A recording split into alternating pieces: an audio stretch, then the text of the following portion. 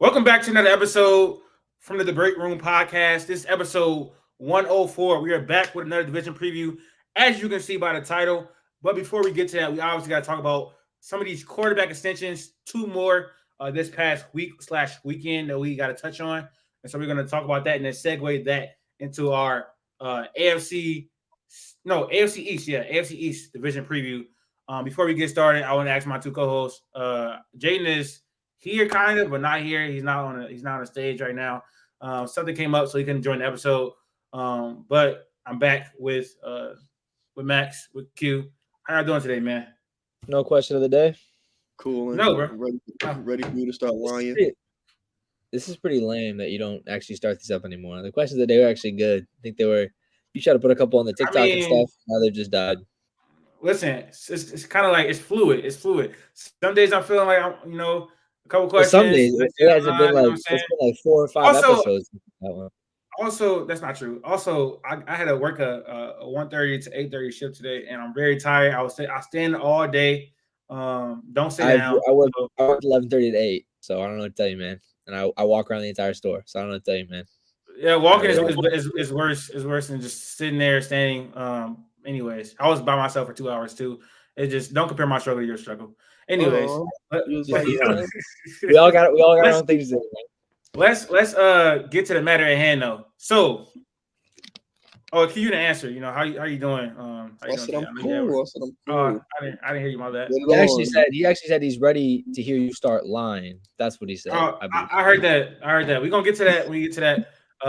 Don't lie, but some people just see things differently than each other. You know what I'm saying? So we come into disagreement. But first topic: which QB will live up to their contract the most? So obviously Tua and Jordan Love both just got paid a ridiculous amount of money this past week. So we're gonna talk about them primarily, but I want to expand the conversation to other quarterbacks that got extensions this year. This offseason, pardon me. I don't know if it was anybody else I'm missing, but which QB do you think will live up to their contract the most? We got 4 QBs. First one, Tua. Obviously, 4 years, $212 million, $167 million guaranteed. Jordan Love, 4 years, $220 million, $160 million guaranteed. Trevor Lawrence, 5 years, $275 million. Highest paid quarterback in the entire NFL right now, I think. $200 million guaranteed. And Jared Goff, 4 years, $212 million, $170 million guaranteed. Out of those 4 quarterbacks, Tua, Trevor Lawrence, Jared Goff, and Jordan Love, which quarterback do you think will live up to their contract the most? Anybody can go first. Go ahead, Max. Look, so I think there's 2 different ways to look at this question about if the player is worth it or if the result is worth it. And I think that Jared Goff has the best chance to produce a result that's worth the contract. I think Jared Goff, playing how he plays, being a consistent quarterback, could go out and win a Super Bowl with this Lions team, with the team built around it. And I don't know if I could say the same for Tua or Trevor. Tua in the next 4 years, Trevor in the next 5 years. I think the Lions have a legitimate chance to win a Super Bowl in the next 4 years, and Jared Goff could do that. But I don't think Jared Goff is a $50 million a year quarterback in a normal situation. With that being said, I think player for player, I do believe in Jordan Love, and I think Jordan Love has the most talent out of these guys, and I think Jordan Love has the highest ceiling. No, Trevor Lawrence. I'm kidding. Okay, sorry. All right, yeah. You were going. I was thinking you almost lost me. You almost lost me. It should be. I think it should be Trevor Lawrence, but it's just I think he's had a little bit longer time to show what he has, and I think it's been a little halted. I think that the Jags are a poorly run franchise through and through, and I think it's been tough to build stuff around him. So I guess that feeds into it too, because the Packers are normally a good, a well-run franchise. But I believe what I saw from Jordan Love in the last couple of games of the season. I know Q does not, so we'll obviously disagree here. But I honestly think that Tua, does anyone think that Tua is going to be better than regular season Tua? Not even close.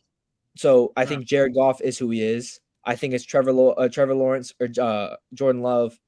And I guess player for player, yes, I think Trevor Lawrence is probably who you'd rather have going for the future. But I don't trust the Jags to build anything around him. So I'm not going to pay $50 million for a guy when I can't build a competent team around him. So I'll stick with the Packers. They're a well-run organization, and they could build around Jordan Love for the future. All right. We throwing out the Urban. Everybody throws out the Urban Meyer year. So just throw that out the window. Trevor Lawrence last year, what he do? He went to the playoffs, won a playoff game. Lost to the Chiefs, but it's the Chiefs. Nobody cared. This year, it's the same Jags team. Bad O-line, receivers dropping the ball, bad play calling, all that. And he was 8-3, fighting for the number 1 seed in the AFC. Then he got injured in 3 straight games. And then they went on a 1-5 stretch to end the season. If he don't get injured, they'll probably have the 1 seed. They're probably in the playoffs again, and this not even like nowhere near a question.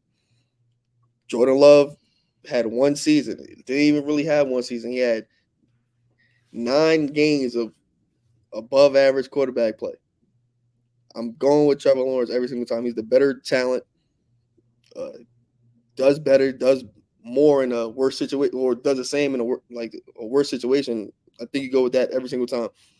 He's a generational quarterback for a reason. I'm sticking with that. Jordan Love, he cool if it translates and if it keeps on, whatever. But you saw Trevor Lawrence progression from the last season going into this season until he got hurt. Okay, when you say worse situation, do you mean worse situation than Jordan Love? Yeah, it's literally way worse. O-line is nowhere near it. These so-called weapons I think is way better. The play calling clearly is way better. I think the weapons are probably like I wouldn't say his weapons are. We're saying between Green Bay and Jacksonville, correct? Yeah. The offensive line is worse by a lot. Green Bay has this young, great, very good wide receiver. I don't believe in that either. I don't believe last year the wide receiver core was not better than the Jags. I can't lie, it was not. It was not. Even Calvin really, I know he was dropping the ball a lot. Christian Kirk was good. Christian Kirk wasn't there. Jacksonville? He played like 8 games. I'm just saying. I don't think wide receiver core is better than. Yeah, I don't either. Yeah. But Christian Kirk not playing the Jags last year. The overall consensus is that Green Bay's wide receiver core is young and they're going to get even better than they were last year. Like that's pretty odd. Like that's everything. Unless being a minority, cool. Like I said in the last episode, they're not that good. They cool as a collective, but it's whatever. But overall consensus, they're worse at every single spot other than quarterback.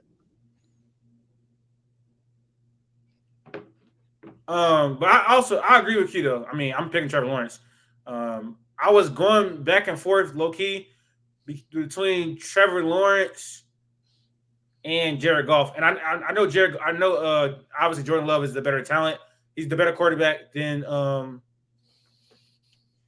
Jared Goff. But like Max said, I think they do have a real shot at being in the Super Bowl and possibly winning it. They don't run into like a Mahomes, like you know what I'm saying.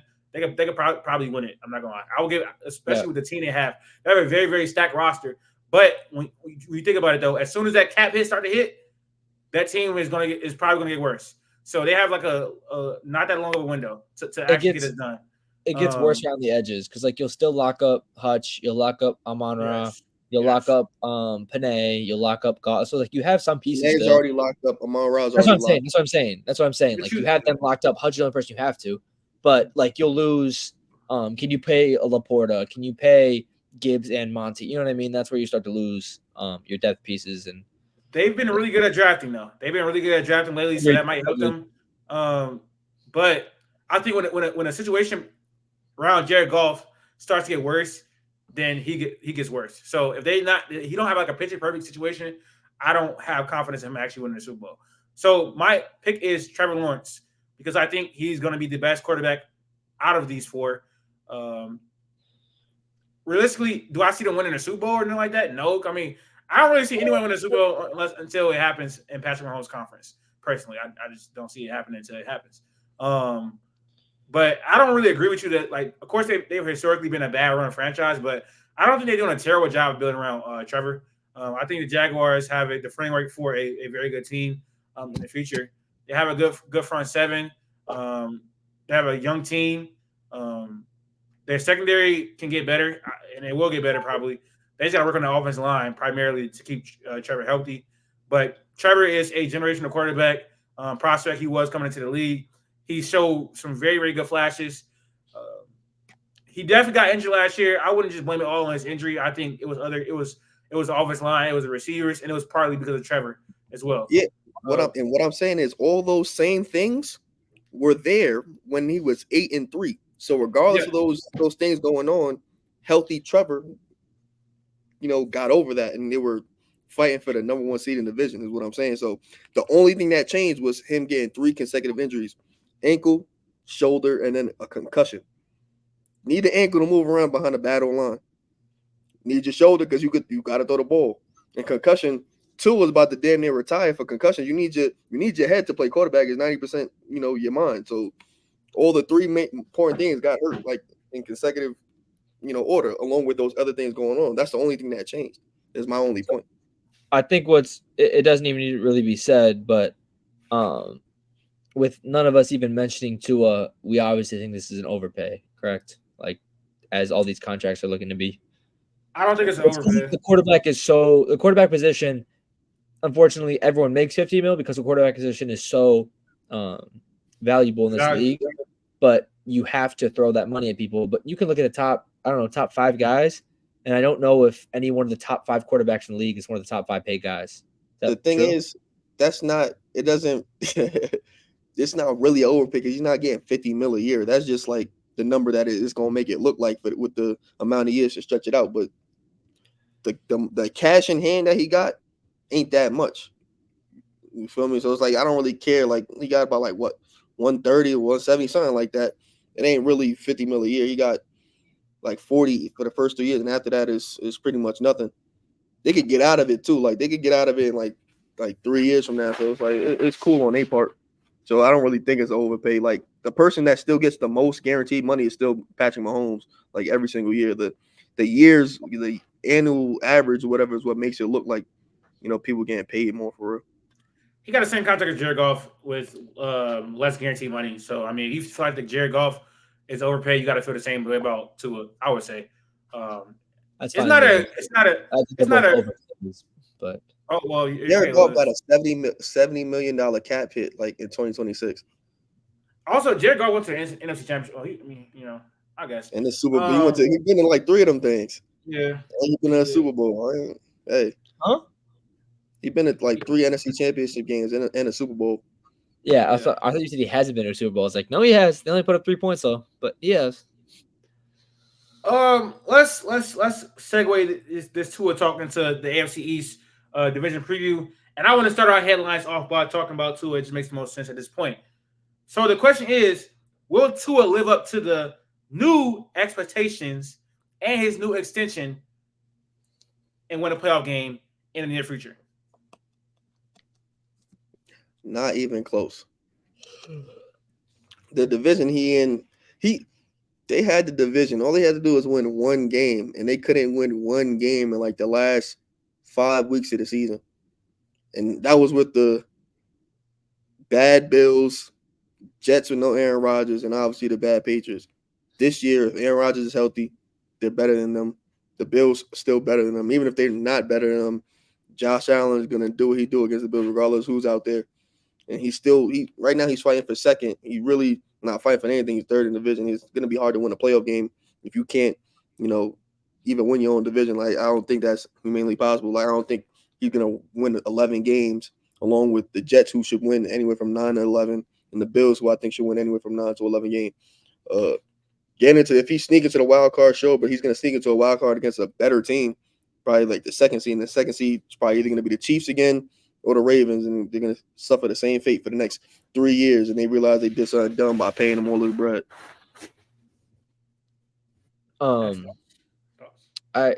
Sorry, you want to go or no? I'll say your thoughts.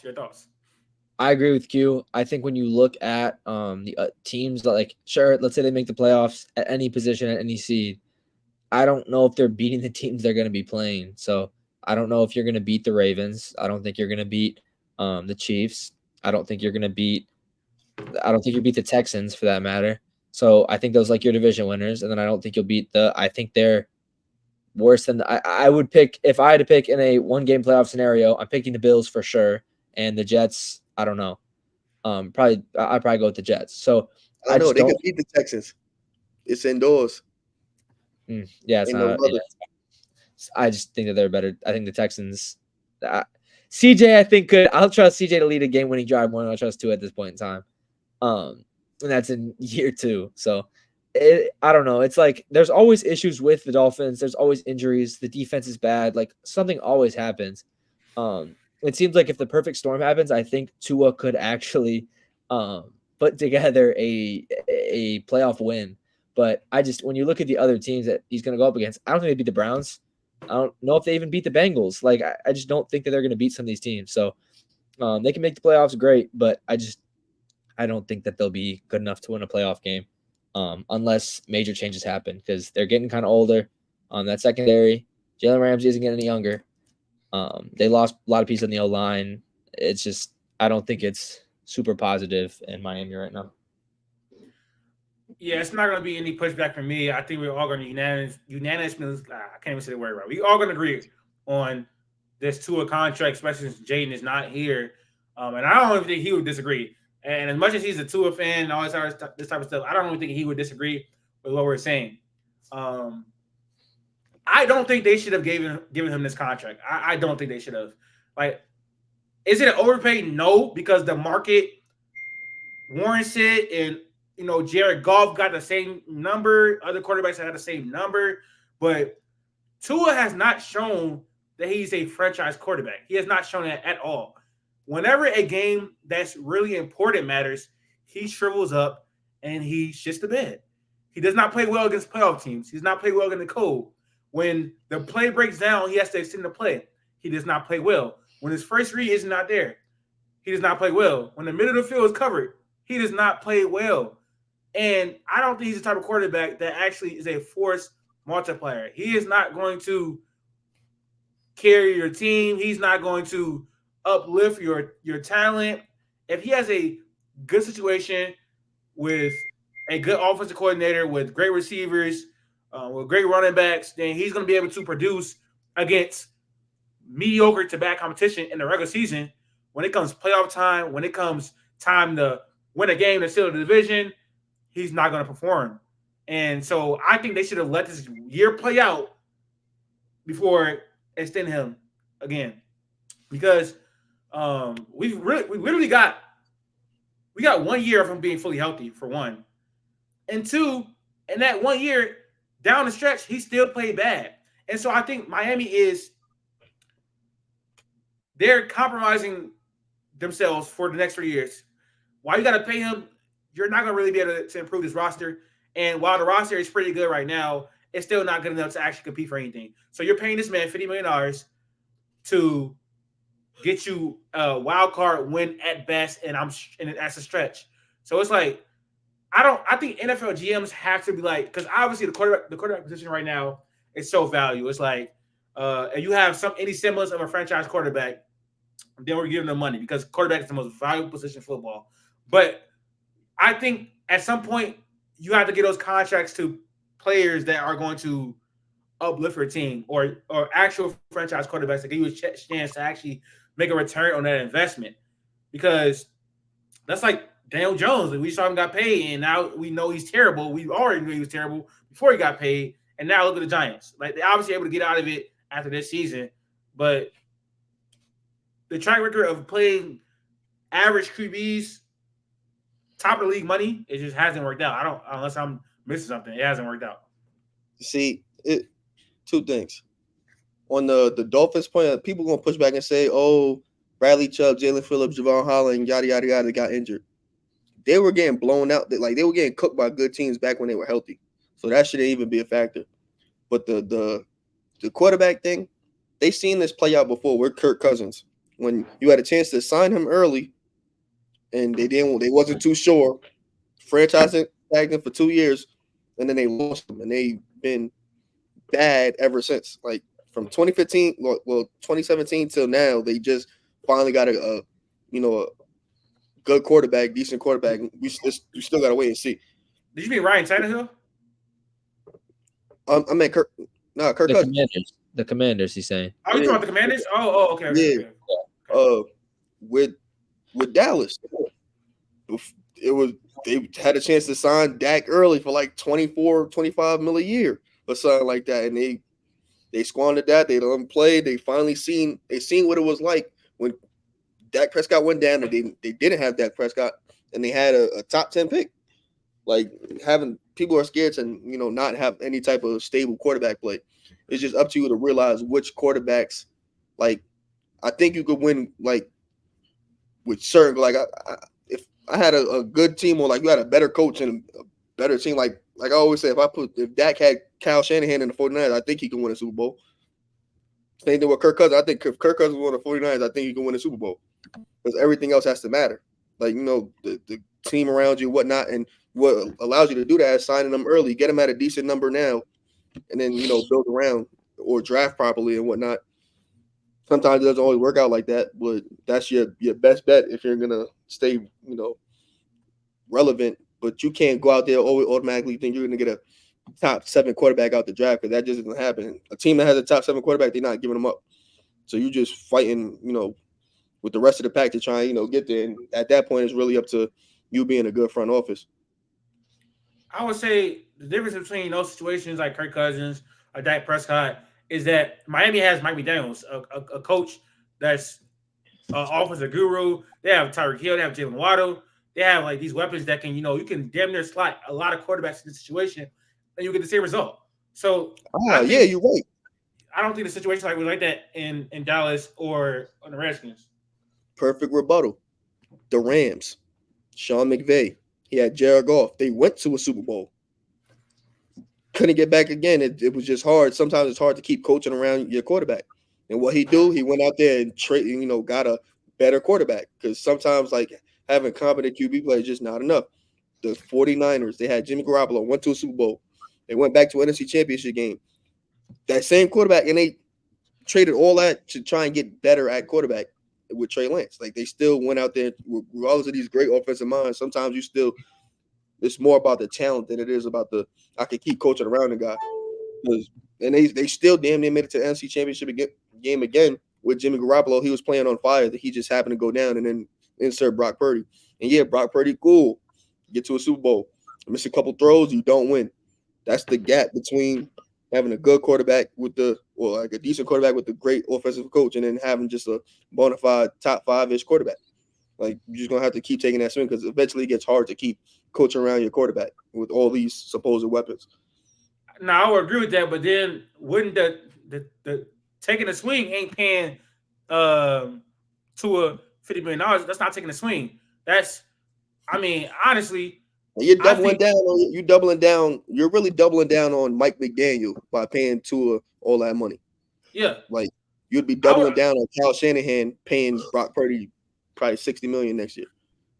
I would say I think they would have been better off letting them play out and then franchise tagging them or see what Dak talking about.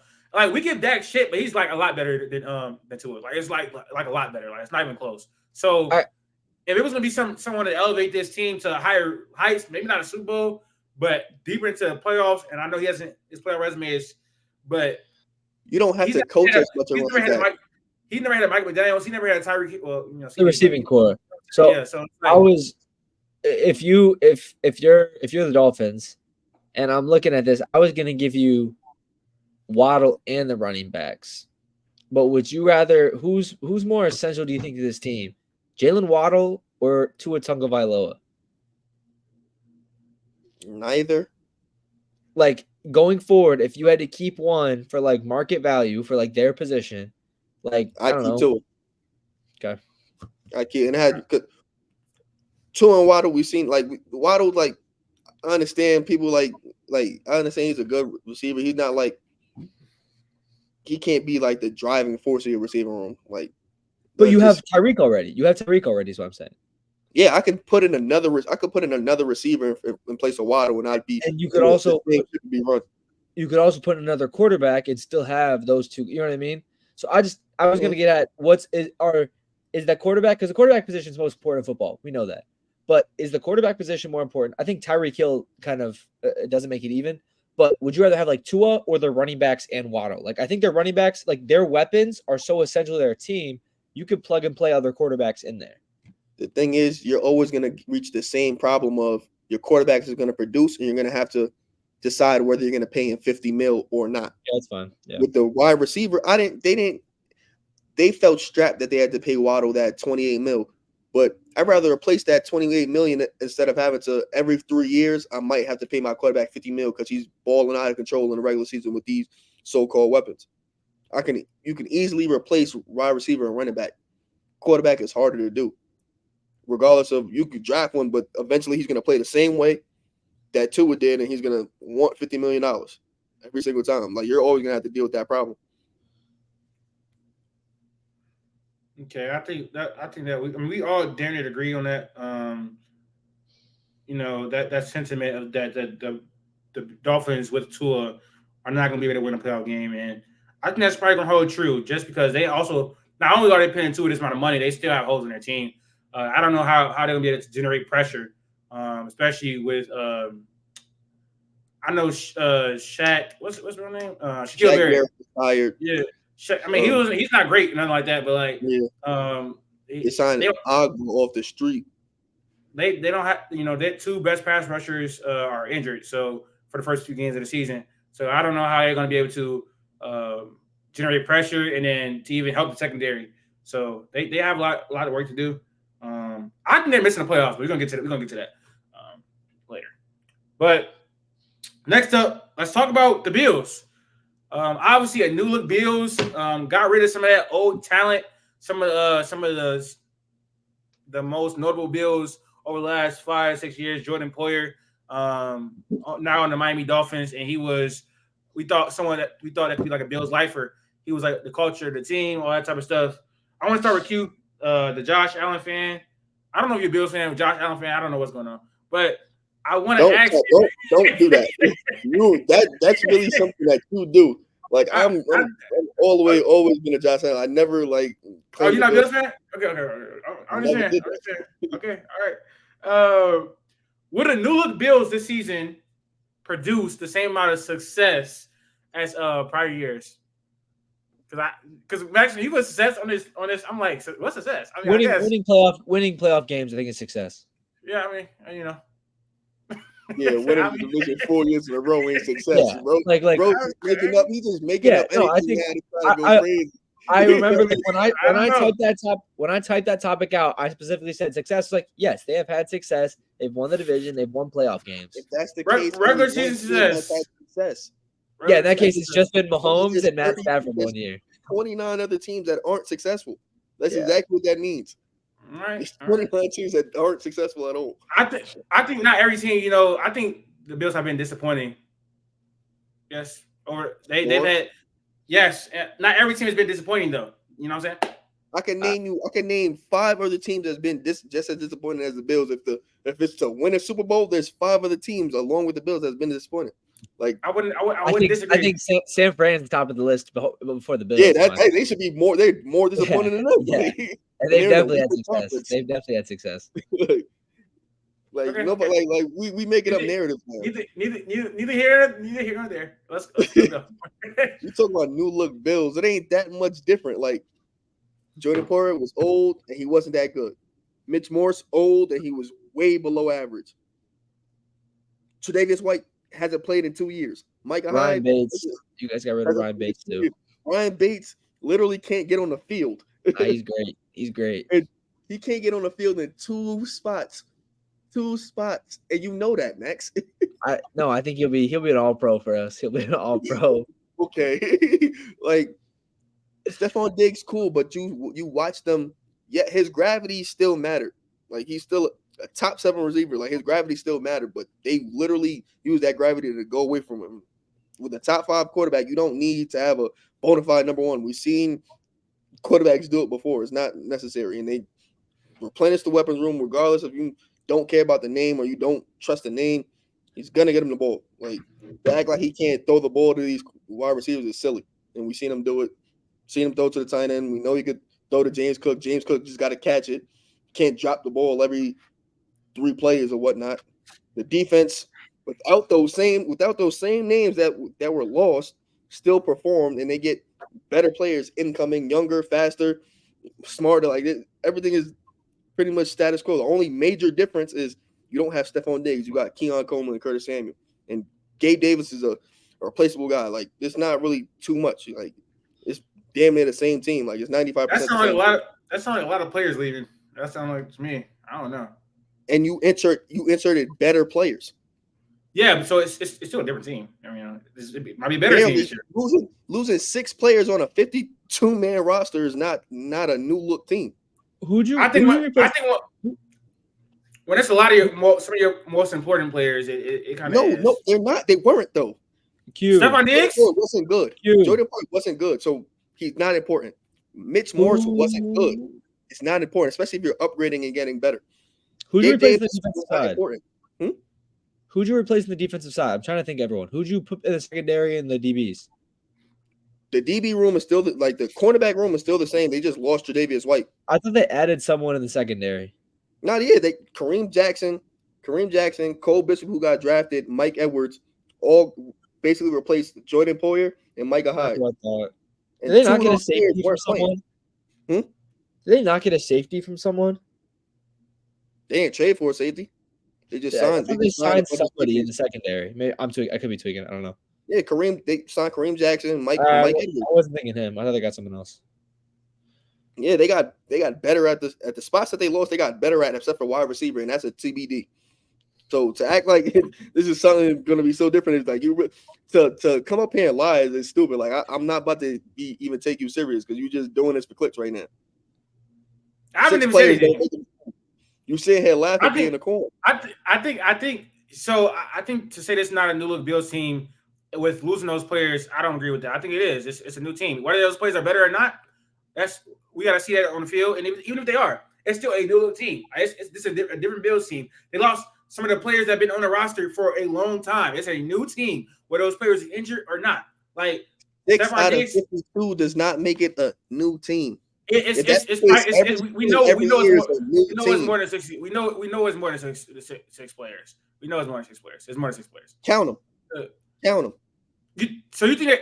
Come on, bro. Like I'm not gonna get into like reserves that's not on the team, nothing like that. Like exactly. So it's not more. That's my point. I didn't say nothing about no reserves. I gave you Jordan Poyer, Mitch Morse, Stephon Diggs, Gabe Davis, Tre'Davious White. I gave you 5 players. My point is it's more than 6 players though. In all reality, though, is my point. But if that's the case, and if that's the case, if you want to come up here and be literal and be in reality, every team every year is a new look team because every year a team is swapping out 10 players for another 10. Every team is not losing players that not only have meant a lot to their team over the last 5-6 years. And Eric Armstead just left the 49ers. Is this a new look team? Eric Armstead just left the 49ers. That's one player, bro. That's one player. These players like Tre'Davious White, Jordan Poyer, especially Jordan Poyer. I'm saying he's not. It's not even about just being on the field. He's meant a lot to the Bills organization over the last 5-6 years. We know this. 7 years, however long it's been. Like he was loved. He was loved in the city. All that type of stuff. Like it's a new look team. It's new. It's new people in the locker room. It's gonna probably be some new leaders, all that type of stuff. That's my whole point. Great way to spin it. That's what I was saying in the first place. Great way to spin it. It's a different team, bro. It's okay. Now that's not even my take. That's not even my take. It's really just a different team. Despite it being a different team, a new look team, whatever you want to say, Josh Allen is the second best quarterback in the league, and over his career, he has shown the ability to uplift talent that's less than consistently. He's going to be able to uplift the running back, the running game, the passing game. He's going to be able to get the ball to Dawson Kincaid. He's going to produce 35 to 40 touchdowns combined with passing and running. He's going to be able to do that. But this season, like all the other seasons, are going to end in a playoff loss. Probably. And this year, considering the team, I think it's probably going to be first round, maybe second round. That type of season. I don't think they're contenders. Like they're not. They're good. They're a good team. They're probably going to be first or second in the division this year. But in all reality, it's going to be the same result. They're going to be losing in the playoffs probably. So that I don't think it's. I don't think that's a hot take. To be honest, they have teams in the playoffs, bro. Huh? Of course, it's not a hot take. 29 teams lose. That happens every year.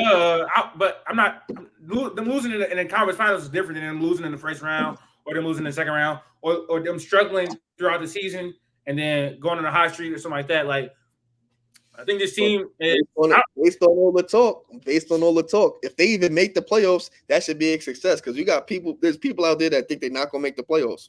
I don't know. I don't think that. I think they'll be either first or second in the division. I never said that. So I thought before we hop on the pod, the words were the Jets and the Bills are going to miss the playoffs. I'm not going to lie. He said Miami or the Bills. Yeah, what, bro? Oh, sorry, Miami. Yeah, Miami or the Bills. I thought you said Miami and the Bills. He's up here talking about them. They're either going to be first or second, but he knows he has the Jets first. Yeah. Oh, I do. I do. But we're going to talk about it. We can talk about the Jets now if we want to. But now let Max go into his little spiel. Oh, yeah. Go ahead. What do you got to say about the Bills? For the Bills? Yeah, what you got to say, man? I thought I talked about them first. Maybe I didn't. Maybe I don't know. No, I went to Q first. The Bills, for me, I didn't talk. I think the Bills will have a little bit of growing pains in the first couple of games. I think that you can say it's a plug and play and it's Josh Allen, and it is. Josh Allen's a great quarterback. Top 2, top 3 quarterback, no question. But I still think there will be some kinks to work out in the O-line, getting new guys in there, in the receiving room. James Cook needs to catch the football. I agree 100%. Who's their backup? Their backup's got a lot of promise, though, right? I forget. Ray Davis and Ty Johnson. Yeah.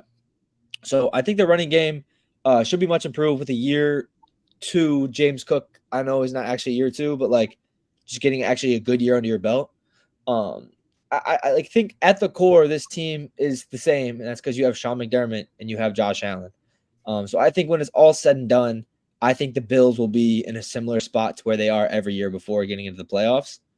But I think that the first couple of games, I think there could be it could be a little rough. I think you might get a couple people overreacting on the team, saying that receivers aren't ready. Josh Allen doesn't have anyone to throw to.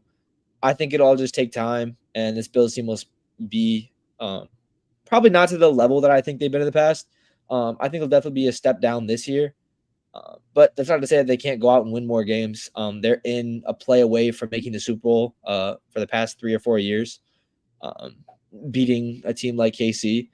They're in the running every single year. So I think if you have Josh Allen come out and have an MVP caliber season where he truly takes over the field, limits his interception ratio a little bit. And I know that everyone, like, you can account for it. It's not a big deal. But if he could limit it, it's only going to help your team that much more. So I think he played with the fire. I think that last year, with everyone leaving, I'm cool with the interceptions. If he throws 8 interceptions instead of 12, is that not good? I don't think it changes the outcome of the regular season. That's just okay. That's fine. But I'm saying you could have I think there are I think limiting the turnover ratio would just be that much better for him. How is that crazy to say? For what though? He throws a lot of picks because he's taking a lot of risks. And so, yes, that's what I'm saying. If you limit, let's talk about like 2 of the picks. Like it'd be picks that were like they're unconsequential to the game. Like 2 of the 3 picks he threw against the Jets did not mean that much. Like in reality, it was an arm. I understand, but I'm just saying. Like I think that third and 11, second and 11, and they put the opposing offense on a 10-yard line, some shit like that. Like, I kind of like Latif. I kind of like Latif defending the Bills on this one. I don't mean making sense. This is like one of the smallest times that he's ever going to make sense on this specific topic. I don't really lying about Josh Allen. I don't be lying about him. I don't think so. You do. I don't. You reverse. You're going to reverse lie on the Bills. But it has to do with the Jets. You're going to say a lot of things about the Jets that mirror the Bills, but you're so worried about the Jets. We just create new terms now. I'm reverse lying now. We just create new stuff. I don't know what we're doing. But my point is the turnover thing. You can say whatever you want. Him having turnovers in the regular season hasn't resulted in anything because we know for a fact in the playoffs he does not turn the ball over. So what does it matter if he's turning the ball over in the regular season if he definitely doesn't do it in the playoffs? Like he don't throw picks in the playoffs. Understand, just take the risks. I'm just saying, like, I don't think it's bad to get a few less picks here and there. It's just perfecting your game. I think if you have a MVP caliber seasons, I think MVP seasons rely on storyline for sure, but they also rely on stats. And I think that if you have a few less picks, it kind of helps out your storyline because he's known to be whatever. He's known to throw picks. He's known to whatever, have like turnovers. If you can try and erase that narrative, I think it only helps his MVP type season. So I don't know. Again, I'm not super nervous for this Bills team. If I had to put money on it, I would still probably pick them to win the division. It's heavily reliant on Josh Allen, just because he is a top 2 quarterback. We can do that. We can put money on it. You want to do that? It's always relying on Josh. I wasn't. $50 last year. $50 right now. $50. I'll bet you $50 right now. The Jets are winning the division next year. $50. Everybody that's watching the podcast right now, they can see it. $50. We betting. I'll put my hand to the camera. We can shake on that. Like, come on, bro. I'm confident the Jets are winning the division this season. Come on now. Aaron Rodgers. Wait. So Aaron Rodgers got to stay healthy. Aaron Rodgers. Yeah, what happens if on Monday Night Football, Aaron Rodgers, like we could put a game stipulation in there. I'll say like what is it's 17 games in the season? Like give me 12 games. Aaron Rodgers has to play 12 games, and we can agree to that bet. Sure. It's got to go 2 ways. Say the same thing for Josh Allen. I know he get injured. Josh Allen don't get injured, bro. Josh Allen don't get injured. But when he played through it. Yeah, he's 6'5", 250. He's fine. He never had a good old line. It's all right. Some people be old and brittle. Sometimes they tear an Achilles or two. Josh don't got to go through that. You know what I'm saying? He don't got to rehab through that. He's still not. He still got a battle line, but he's still mobile. I don't know how bro gonna do on the other bat, on his battle line where his left tackle is known to play 14 games, then not play no games, then play 14 games, then not play no games. And he played 14 games last year. So based off pattern, I don't know. He might not play no games this year, but it's whatever. We're going to see. The money locked in. Over-exaggerated pattern right there. Okay, we'll go with it. Last year, Bills they gonna win 10 games. What happened? They definitely didn't win. I said they're gonna go 10-7. They definitely didn't go. Where'd they go? 7-10. 11-6. 11-6. Oh, I thought you were talking about the Jets. Sorry. The bet was you said they were going 12-5 though. The Jets went 7-10 with Zach Wilson at quarterback. So. Yes. All right. Yeah. All right. Listen, man. Next topic. Expectations for the Jets with Aaron Rodgers this season. Now, I'm starting. I don't know what to say. I'm starting. I'm the Aaron Rodgers fan. So I'm starting this topic. Listen, the Jets won 7 games last season with Zach Wilson. I'm going to dig into that. I like how you keep saying that. Dig into that. Okay, that's fine. You know exactly what I'm about to say. I don't care. I don't care if they beat bad teams. I don't care if they beat bad teams. I do not care. Now, I already know what you're going to say.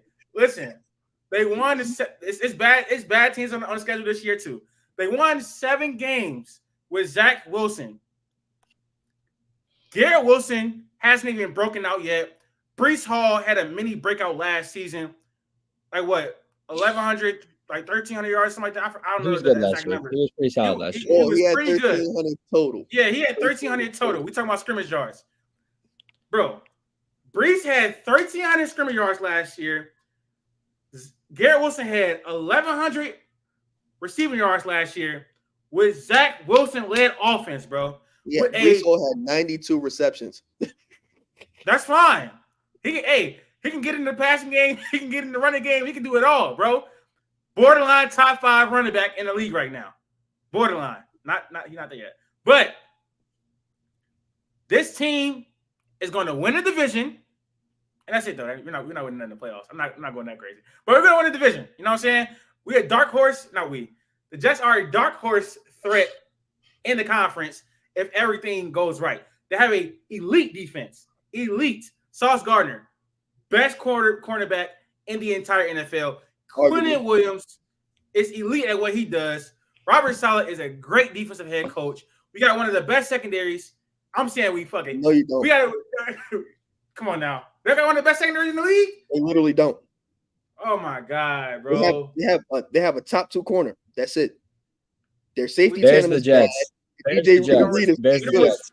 We don't respect DJ Reed no more. Oh my god, what are we doing? The league don't. No. The league does not respect DJ Reed. DJ Reed be getting cooked. Oh my Like he literally God. getting fried. He moved. That's wide receiver ones. Yes. We understand. They move around. We know. He Okay. gets cooked by twos too. I'll go check the stats. When I get my point, we Yeah, have one of the best. you're gonna be upset, bro. Don't stop Look. lying. Stop saying that. They have We a great front seven. That's it. They don't have a. So what are they secondary? What is ranked as secondary in the league right now? In the league, what teams have better secondaries? As a collective, As they're a collective. The Bears. at most middle of the pack. Sauce Gardner is carrying that a lot. DJ Reed is not good. Oh, Michael Carter's God. cool. Their safeties aren't good.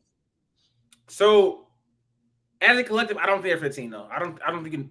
Can you give me 14 Don't be teams? lying to yourself. Don't lie to yourself. What to make it take- Yeah, what Q, 14 teams? Q. Run through this. Run through the 14 Bears teams. the Bears have a better secondary. The Bears have a better Bears secondary. literally- That's cool. I didn't say they didn't. I never said they didn't. The Lions have better secondary right now. Carlton Davis. You know Yes. what I'm saying? Do the Eagles have a better secondary right now? Use another team because I don't Stop. want It's two rookies. It's two rookies. Stop. That's true. That's That was true. not. That's true. I don't think that was crazy. Anyways, That's true. San Fran. That's true, bro. Healthy San Fran. San Fran. Healthy Seattle. Seattle. I'm trying to think of more teams. Matter of fact, I take that back. That's a toss up. Seattle? Devon Witherspoon is not as good as Sauce Gardner, but Tariq Woolen and DJ Reed like about the same, and their safeties also aren't good. Let's run through who else. Dallas. You said Tariq Woolen and DJ Reed about the same? Yeah, Tariq Woolen's just fast. He can't cover. Like he's another Deron Bland. He literally can't cover. Dallas, New York, Washington. Dallas, take Dallas. New York, who? The Giants? Jets. Giants. Sorry, Giants. Giants, Yeah. no. Washington. No. Hell no. Packers. Packers, I take the Packers. Better safeties. Vikings, no. I would agree with Saints. I would agree with the Packers. No. Falcons. No. Well, No. Panthers. No. Jesse Bates is better than every DB. I would on agree the with that. Jets except I would for agree with Sauce. that. And AJ But- Terrell is better than every DB on the Jets except for Sauce. I mean, it's That's how that alone, that's absolute. scary. It's an absolute clearing between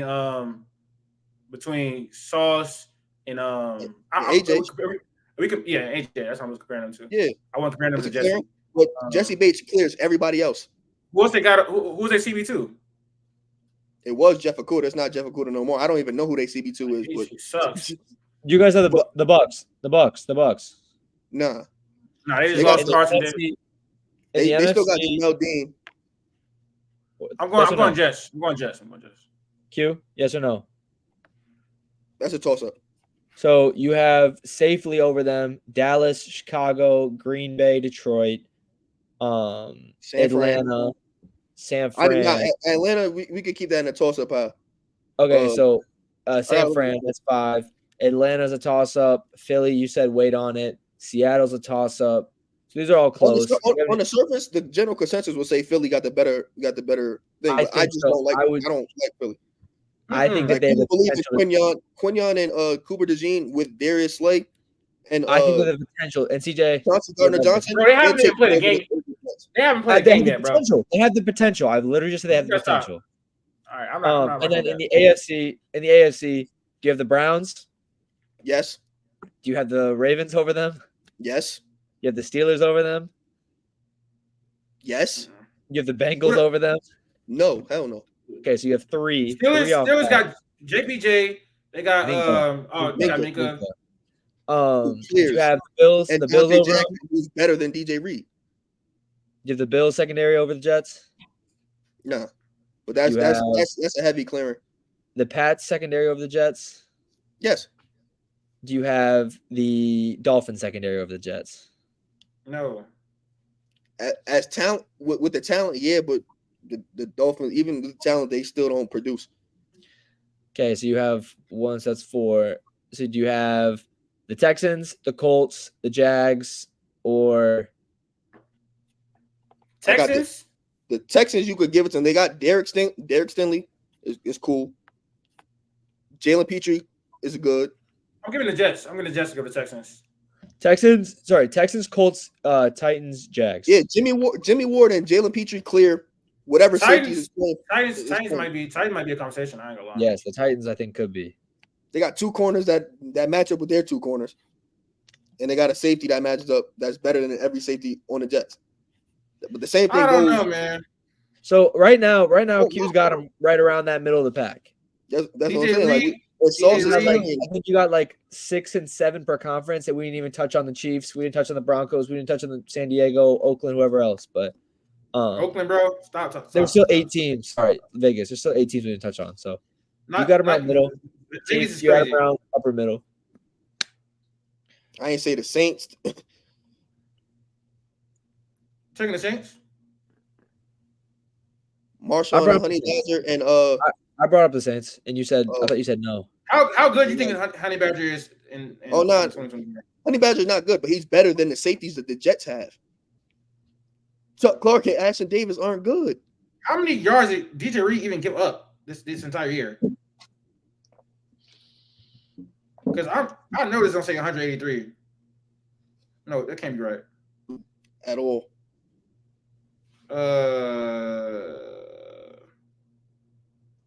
Yards. 475. That's pretty good. I ain't gonna lie, that's pretty good. For playing 17 weeks, 475 yards, 79 coverage grade on PFF.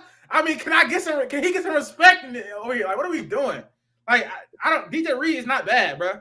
I don't even know why that was pushed. I ain't gonna lie. He gave up 475 yards, 183 yards at the catch over a 17-game span, 70 receptions. I don't know. What is bad He about gave up 70 receptions? Yeah, he did. Guess how many times he got targeted? I can look. 70 times. 70. That's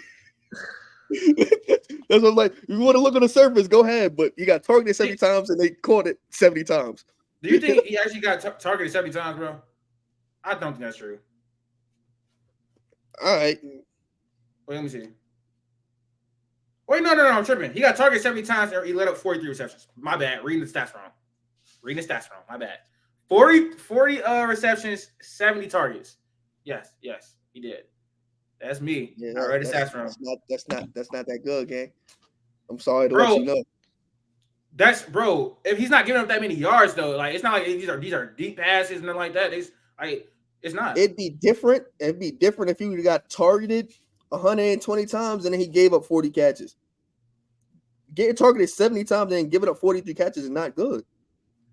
I understand it. It's 61% reception percentage, but it's not like he's giving up like super like big plays though, or nothing like that. Like, or it's not that much. It's not that frequent. Like getting targeted 70 times. Getting targeted 70 times over the course of a 17 game season. It's also like pretty good though, right? Is it not? That just depends on how the flow of the game going. Like people, that means like they weren't targeting him that much in general. And quarterbacks are going to target a player most of the time if the player they guard is open. So obviously, if he wins, he wins and they be winning, not that much though. Obviously, not that much. I don't know what we're doing. Not that much though. You know, people could drop the ball, right? I agree with that, but he can knock it out too. Sure, but how many drops? It's a lot of stuff that can happen on a rep. We know this, but I don't want to get too deep into that. Point is though, top 5, matter of fact, top 3 defense probably in the entire NFL. And we got Aaron Rodgers coming back. If Aaron Rodgers is 75% of what we saw 2-3 years ago, this team is going to be very, very good, and they're going to win the division. They just need some way better than I think Aaron Rodgers is going to be way better than competent. And with competent QB play, this team is a 9-win team. They had the worst QB play arguably in the entire league, maybe outside the Steelers and the Patriots. But this is gonna be a very, very good team. They're gonna be a dark horse contender for me in the AFC. It depends on how it shakes out and how healthy they stay. But this is gonna be a very good team. That's my spiel on it. So, Q, you wanna go? Your thoughts on the Jets? This is a 9-win team. What's your expectations, or like what's the expectations now that they have Aaron Rodgers? 9 games. Right. Be in the playoff race, just miss out, no matter how many games Aaron Rodgers plays. You can say they upgraded on the O-line, but they upgraded at old on O-line. And that's you're asking a lot of Elijah Vera Tucker, who's coming off injury, and Olu, who still has to get acclimated to the NFL. The defense, like I said, they have a great front seven. The secondary, if you want to, you can literally attack everybody else and you'll be fine, which everybody else does because their passing defense isn't that great. It's middle of the pack. Like I said, if they can't get home, they're not going to be able to do much. So there's a lot of things going into that. Garrett Wilson is cool, but everybody else in that weapons room is not good. So you're relying on somebody that hasn't been good in 3 years, who's coming off an injury behind a bad O-line in one weapon. If you want to put all your faith into that, be my guest. You'd be hoping for everything to go right. But if we're doing that for every team, then there's like 15 teams that got a shot. But if you want to be realistic, they realistically have like a 10-win ceiling, maybe 11, but they're probably going to win 9 games because they're going to have that same adjusting period that they had to go through because a new quarterback behind with a new team with all that other stuff going on. They also have a bottom 5 coach. There's a lot of things going into this. So when you say they have a bull, you say what about their passing defense? It ain't that good. Okay. Are we using metrics for that though? Even if I wanted to use metrics, I could, but you could just tell. Like everybody else get picked on outside of Sauce. I mean, I don't know. Sauce might be that good. He just might be that good because they are. He literally is that good. He might be that good where they're number one in pass yards per game allowed.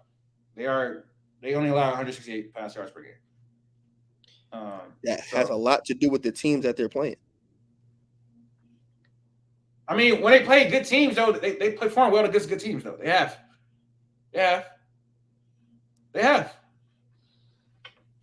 Sure. It's like they're not playing all bad teams. They gave up points because their offense. Yes, I watched the games.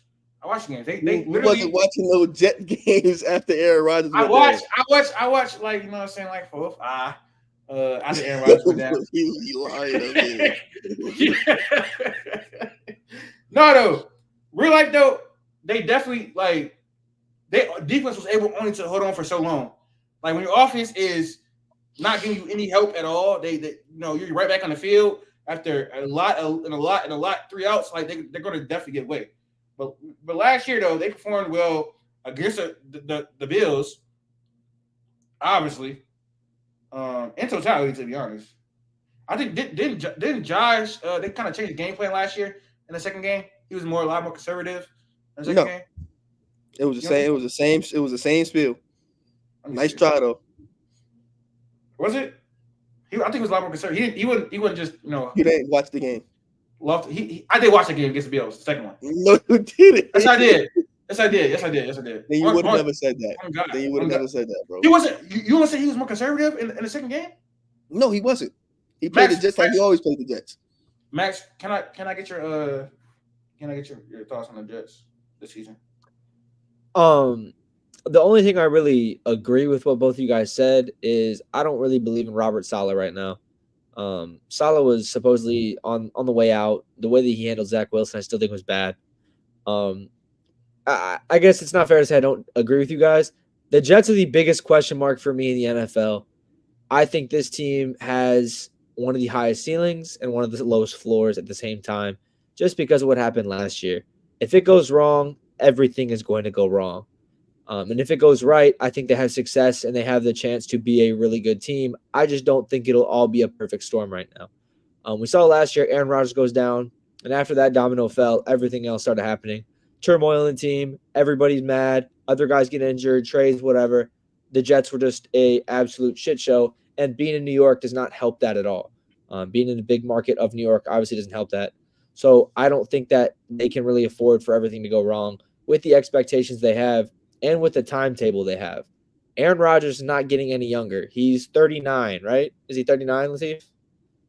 He really 38? 40. He's 40. Okay, Probably so 40. nearly 40. It's even worse. No matter how many ayahuasca trips or dark rooms he does, he's not getting younger. He's just going to keep getting older. And he doesn't have this – I don't think he'll have this time of 4 or 5 more years to try and compete for a ring. I think he's got two tops, and I'll give him 1 or 2 of being at a good level. But I don't even know where Aaron Rodgers is going to be at. I haven't seen him play football in a year and a half, really. So the last time you seen him play football, he was in lost. the middle of the pack QP. The last time you watched him play football. You lost the Lions at home. In a game where you could have win and go to the playoffs, you lost the Lions at home. He was dealing with injury that season. It's fine. They still lost the game to go to the playoffs. Last game in Green Bay. This team, I think if everything goes well and you get a competent Aaron Rodgers and the O-line's good to healthy, this team has potential to have success. You got Mike Williams. If he can stay healthy, that'd be great.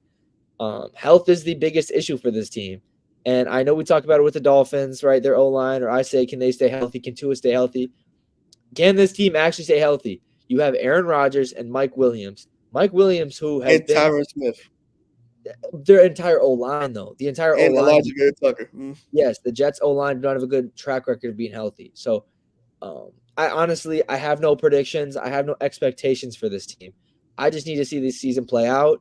I need to see if they're going to be healthy, if they're going to be injured. Like, I literally have no prediction of this team because I don't know what team I'm going to get right now. And I guess that's the point of making a prediction, but I'm not going to make a prediction if half the team's going to be injured by week 8. So I really have nothing. Make that your prediction then. Make that your prediction. Make that your prediction. Make it your prediction that the half teams will be injured by week 8. They're not gonna make the playoffs. It's gonna be a disaster. Make that bro. Make that prediction. I don't have one, bro. So you can clip it or whatever. You can clip it and me saying whatever. I'm just saying if everything goes well, yes, this team could definitely be a 13-win team. If everything goes well, this team could be a 13-win team. That's not true. That's not true. I don't agree with that. No, I think that even if everything goes well, they're not going to win 13 games. No, I don't agree with that. If you have a great Aaron Rodgers, if Aaron Rodgers does what he did, 2 years ago, if you get Garrett Wilson breaking out, Breece Hall breaking out, the O-line solid, Mike Williams healthy, the defense is good. If you want to hit on the secondary, that's fine. I'm not going to say whatever, but they do have studs on the defensive side. Robert Saleh is a leader of men. I don't know his coaching ability. There was some questionable stuff there, but if he can turn something around, yes, this team could definitely win. Yes, I think all that stuff can happen, and they didn't win 13 games because they're in the AFC, bro. Like, great, then I guess we simply disagree. And if you think all that can happen, and they probably still win 11 games, and that's just being literally totally optimistic. If we're gonna be realistic, half of those things are gonna happen. So you go from 11 wins to a 9-win team. I don't that's have being them. Realistic. I haven't won that. I haven't won in that 10 games. So I mean, I think that's. I don't get it because if everything goes right for the Bears, I think the Bears could actually be a great team because everything goes right. I don't know how everything goes right in the perfect scenario yields 11 wins. That doesn't make sense to me because this team has some of the personnel to be. If you think they win the Super Bowl, you don't think they can win 13 games? I never said that. What the hell? I never said they were winning the Super Bowl. What the hell? They're a dark horse. They're a dark horse in the AFC. Contender. They're not going to win the Super Bowl. Like, what are we talking about right now? Like, no. What does a contender mean? Bro, a dark horse contender is like, yeah, they could probably make the AFC Championship game. Am I wrong on that, Q? Like, I did not know they can't win the Super Bowl. No, bro, no. A dark horse contender. Dark horse contender is one of those teams that if everything goes right, they can win the Super Bowl. Thank you. That's what everybody thinks that is. They're the only one making a new definition. I don't don't think so. Thank you. Like for me, Yes, we're talking the NBA, like a dark horse contender is like, if this Houston team gets is a knocked out, dark horse contender to everybody Thank because you. if everything goes well, they could. Thank you. Steve Patrick Mahomes will end up in the Super Bowl. How can you be a contender? You're not a contender if your ceiling is the second round. That's not true. I never said they're sitting on the second round. I'm talking about the AFC Championship game, bro. So third round. They can make the AFC Championship game. Like we said like a team like bro. I think there's just more than one dark horse. Like, and we said like when Donovan Mitchell and Frank got there in Cleveland, like this is a basketball team. We like, oh, they're dark horse to make the ECF type thing. Like, they can make a But when you say they're a dark horse to make the ECF, that's what I literally said when I was talking like they can make the AFC Championship game. You can go back and look. I said that. But you can also go back and say that you said they'd be a dark horse contender in the AFC. I said that. No, I said the first time. I'm talking about for your example just now. You added a specific thing on top of the dark horse UCF team. You didn't say that. You said a dark horse contender. A contender is a team that can win the Super Bowl. A dark horse team that can make the Super Bowl would be making the Super Bowl. When I first said that about the Jets, I literally said AFC Championship game right after it. Oh yeah, I know that. I'm just saying you switching it up to try and win this right now. No, the first time, not like 15 minutes ago. What I'm talking about. 15 minutes ago is what I'm talking about. It's not like again, like there's a reason we did our tier list in the NBA. There's a reason I didn't put people as contenders who are good teams because they're not going to win they're not going to win an NBA Finals. If you're not going to win, I don't think you're a contender. If you're not going to win, I don't know why you would. I just don't know why you would think I would say they can make the Super Bowl when I said right after that they can make the AFC Championship game. So I just don't know. Dark horse contender. Did I say? Did you hear me say AFC Championship game right after that? Yes or no? Because Q heard it. I don't know. You did. I don't know. So yeah, I don't. I heard dark horse contender in the AFC. So maybe I literally said earlier in this episode, I don't see anyone win the championship outside of Patrick Mahomes until it happens. I said that. Yes, already. That's fine. That's fine. Yes, I remember. So I just don't know. I don't know how you got confused, buddy. But AFC. All right. Well, that's enough about the Jets. We've had our fair share of arguments, and we made the bet. So I'm gonna be $50 richer in January sometime. So, I wouldn't be so confident if your ceiling's 11 wins. You're not giving yourself a lot of cushion to play with. Okay. Like they're gonna have to pay me my money probably by middle of December. No, I'm not. Let's talk about the Patriots. Pretty quickly went from one of the best dynasties in sports history to bottom of the barrel in the AFC. What are you expecting for them? Does it give this young team, give any promise to Patriots fans going forward with their future? For the average fan, they probably won't see it as that, but I believe in Drake May. Javon Baker and Jalen Pope, they cool. As the season progresses, they're going to get better, especially playing with Drake May, as long as he get the reps. And they're going to have a bunch of cap space. So as long as he shows something from whenever he starts to the end of the season, they're going to be able to build a team around him, probably throw a big bag at T. Higgins or something like that. Whether he's worth $30 million or not doesn't really matter. He still probably be the best receiver on that team. And they have 3 competent guys, 4 because Pop Douglas. It's the Patriots, so they're always going to have a good defense as long as like their pieces stay there and they stay healthy. I don't know about Matt Judon. He's having he probably wants some more money or whatnot.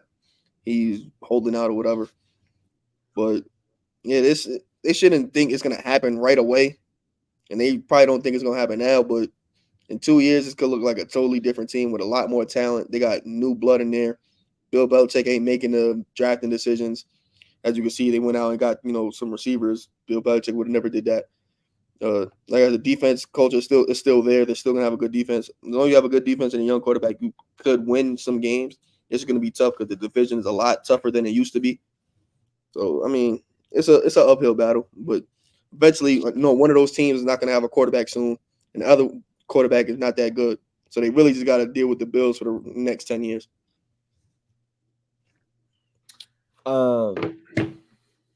I think, to be honest, it should be a positive season for Patriots fans. It is a complete building year. You're trying to see what you get out of head coach Gerard Mayo. To be honest, that's one of my most interesting things about this team. I want to see Gerard Mayo and how he coached this team, especially how he coached the defense. You have Christian Gonzalez, got injured last year. You want to see what you got from him in year 2. But while he was playing, I think he was, leading the DPO, the Defensive Rookie of the Year conversation for a little bit. So I think Drake May, I don't think he'll be this day one impact guy. I think you roll out with Jacoby for a little bit. I think you let him do his thing before you bring Drake May in. I like. Did I cut out? Am I back? Yeah. Am I back or no? Yeah, go ahead. I'm good. Okay. Sorry. I think you roll out with Jacoby for the first couple of games, and you let Drake May kind of develop a little bit before you throw him out there. I think the receiving core, people are high on Jalen Polk. People are high on some of their rookies. I still need to see a little bit from them. The running back duo, I don't know what you're getting from Ramondre and Antonio Gibson, whatever. The offense is a giant question mark to me. It's just all about development, though. I don't think you need expectations this year. You want to see steps by Drake May. You want to see a good year from Jalen Polk, Pop Douglas. You want to see the running back duo work. It's all just like seeing what you have. I think I agree with what Q said. You have cap space, but you really need to see what you have before you spend your money. So if the receiving core is solid, maybe you add something to it. Maybe you don't. Maybe you spend that money on the O-line. I really just – I don't think that Pats fans should be like, it's a bad year this year. So what? Next year's not a quarterback class anyways, so you can just get your guy there, whether it's James Pierce, whether it's getting a receiver, who cares? Luther Burden. I guess I'm excited to see Drake May in this team kind of just take the reins. But Gerard Mayo, for me, in this post-Bill Belichick era, I think I'm the most interested to see how he takes his team over. If he kind of keeps in the old Patriot way or he brings in kind of a new regime. So we'll see. I agree with I don't think they should play Drake May right away. I don't think he is super pro ready right now. He has all the talent in the world. That's my guy. Love Drake. Watching him for 2-3 seasons now. Even know about him a little bit when he's coming out of high school. So I think, yeah, I agree with what y'all was just saying. Like, you're gonna be bad. We know you're gonna be bad.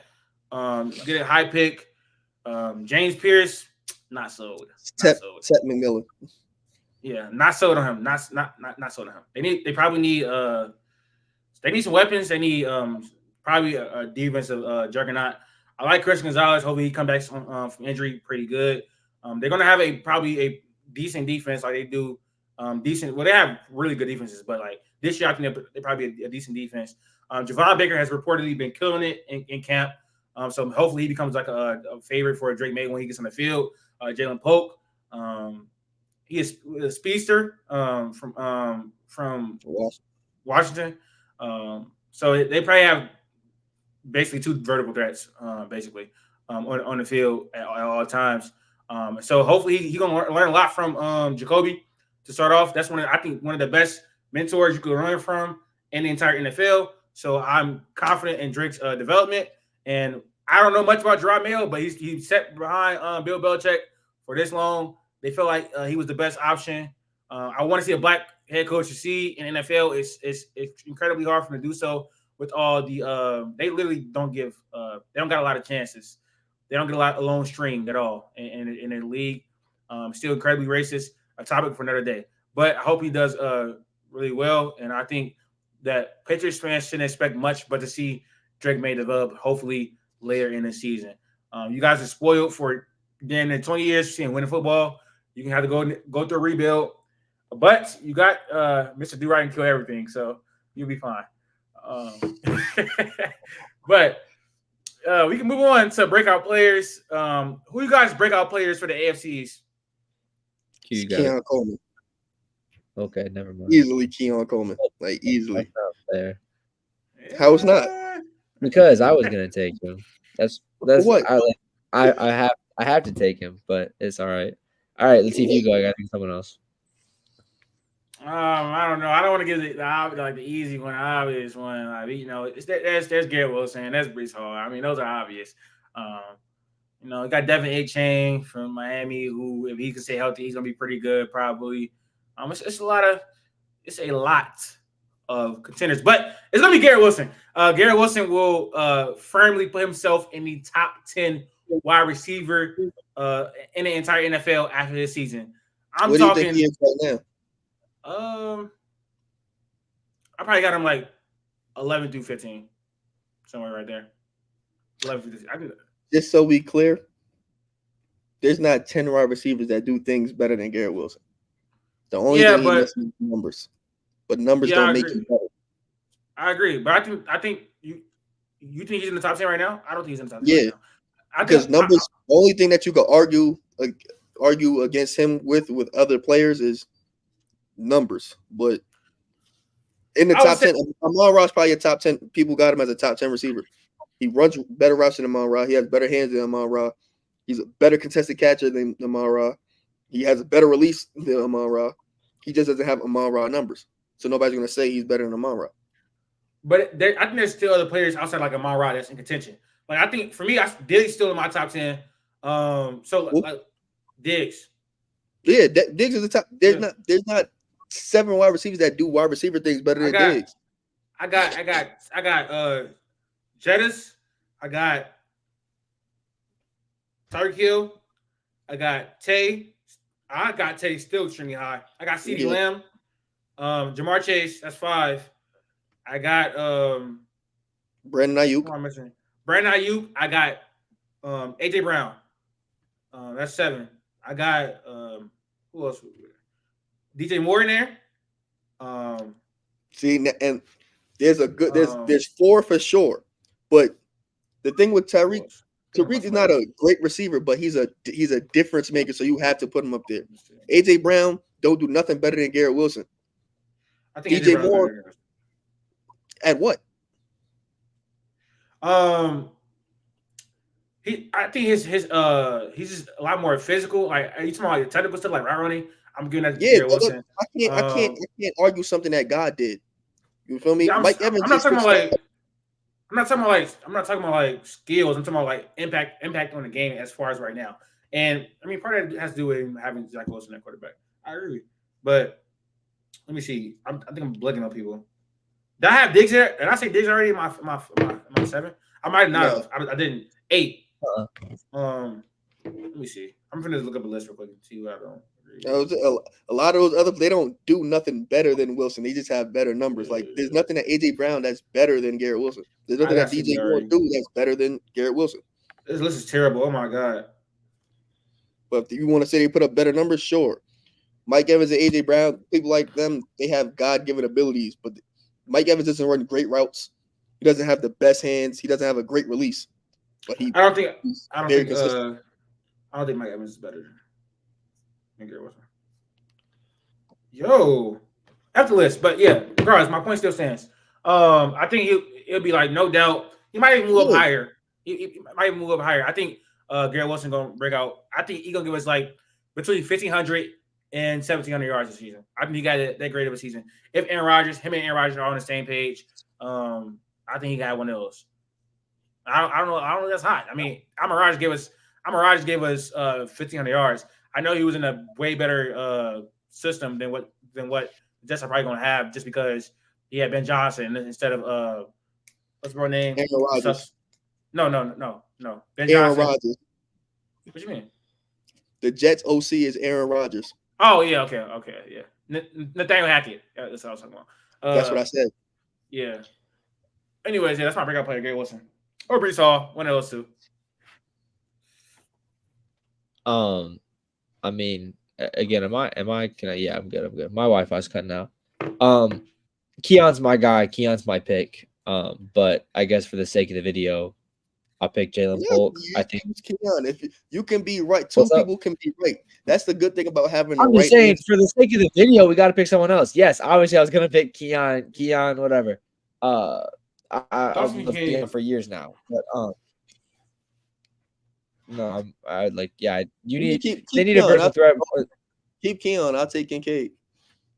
It doesn't matter. It's like it's all the same thing at this point in time. He's got to throw to somebody, and I think Keon's been lighting up in a training camp. But Jalen Polk too. Like, I mean, it's same thing as with the Bills. Like, they got to throw to somebody. Somebody needs to score touchdowns. Somebody needs to get yards. And I do think a lot of people are high on Jalen Polk. I don't think it's a hot take at all. But yeah, I think both those guys will have big years for rookies. High on him as far as what? Like, I guess maybe I'm thinking more fantasy wise, but on my TikTok feed, everything else, people are loving Jalen Polk as far as his like role with there being not much competition, him being a vertical threat. I think having like an experienced quarterback like Jacoby Brissett, like people are expecting him to have like a pretty solid year as far as rookies go. And especially with them having nobody else in the receiving core that's like supposed to be slotted better than him, he'll get decent amount of touches. All right, let's get into the schedule predictions. Actually, moving through these pretty fast. Let's start with the Bills. I'll break up their schedule, and Q, let me know where they're gonna go. I'll keep track of wins. Latif, you read teams. Q, you say win or loss, and I'll keep track of everything else. Got it, boss. All right. Is this preseason? Okay, yeah, that's preseason. All right. Week 1. Okay. Week 1. Week 1 at home against Arizona Cardinals. W. Week 2 on the road against the Miami Dolphins. W. Week 3 at home against the Jacksonville Jaguars. W. Week 4 on the road against the Baltimore Ravens. I'm gonna let him take an L right here. Okay, being reasonable. Week 5. W. Week 5 on the road against the Texans. W. Okay.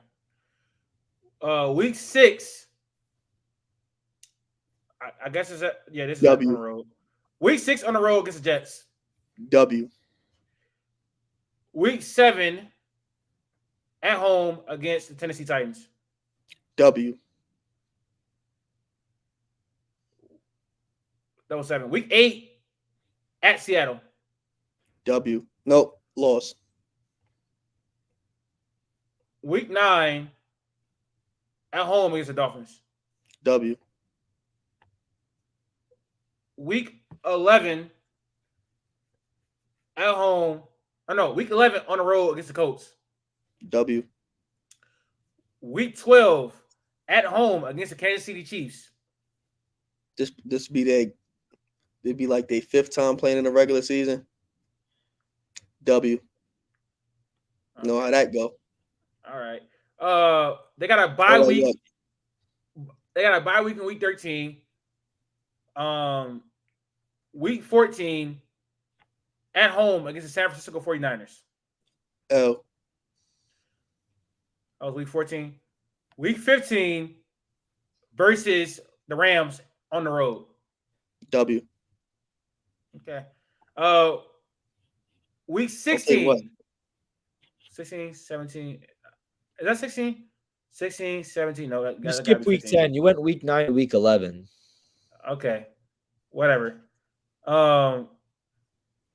Week 15 at Detroit. Oh, W. Week 16 at home versus the Patriots. W. Wait, repeat that one. After Detroit, who they play? That one cut out. The Patriots. Okay, you got to win. Week 17 at home versus the Jets. L. Week 18 on the road against the Patriots. W. How many wins is that, Max? Sound like 12.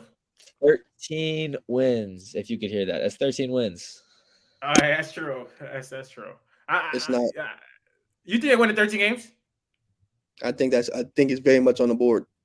The beginning could be rocky, but it's 3 easy games. Once they get into a flow, they're gonna start rolling again. And the Bills will roll at the end of the year.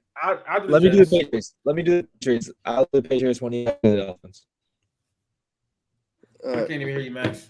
Can you hear me? Yeah. Hold on. I'll do the Patriots. I'll do the Patriots. Go ahead.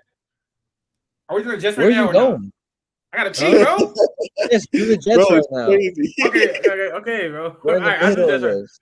We need 3 minutes. I can't pee, bro. Jesus Christ. We're in the middle of this. Bad time. Okay. All right. I'll do the Jets. Come on. Q, you read the games. You want me to count? I got you. Okay.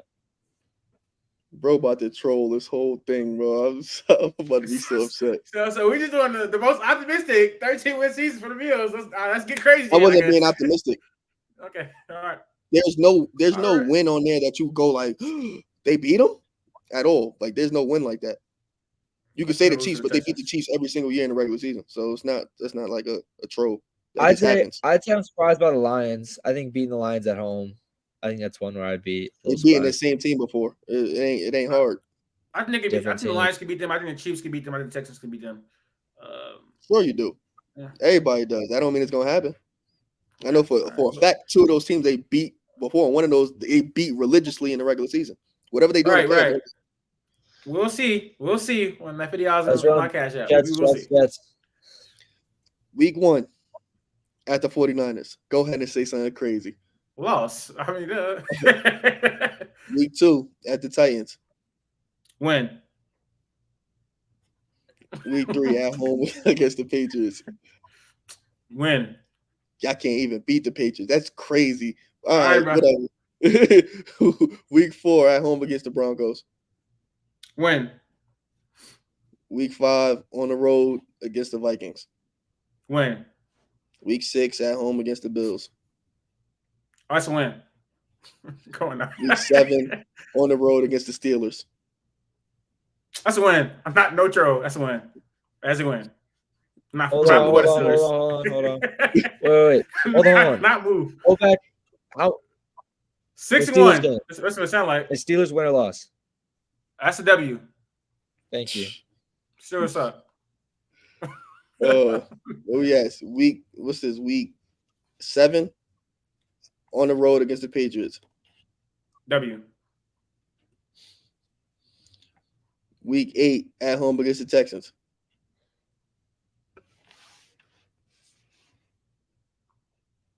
It's a W. It's a W. But the Bills they can beat the Bills. Shut up, bro. Hold on. Let's just They're home. They're home. Can we go back to perfect case scenario?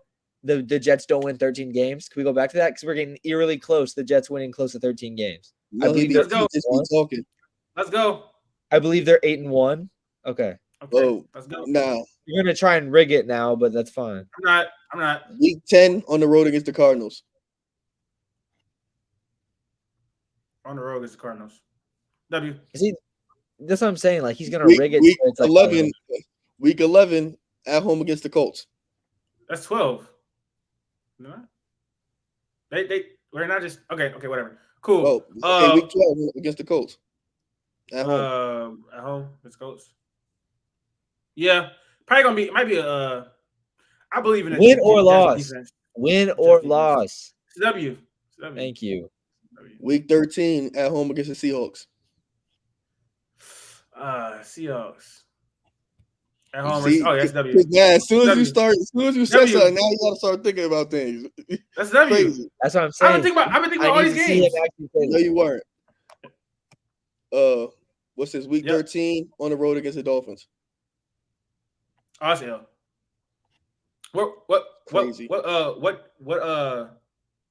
month is that? December. It's still gonna be pretty hot in Miami, so it'll be fine. You got that great secondary. Oh, we do. We're gonna split with them.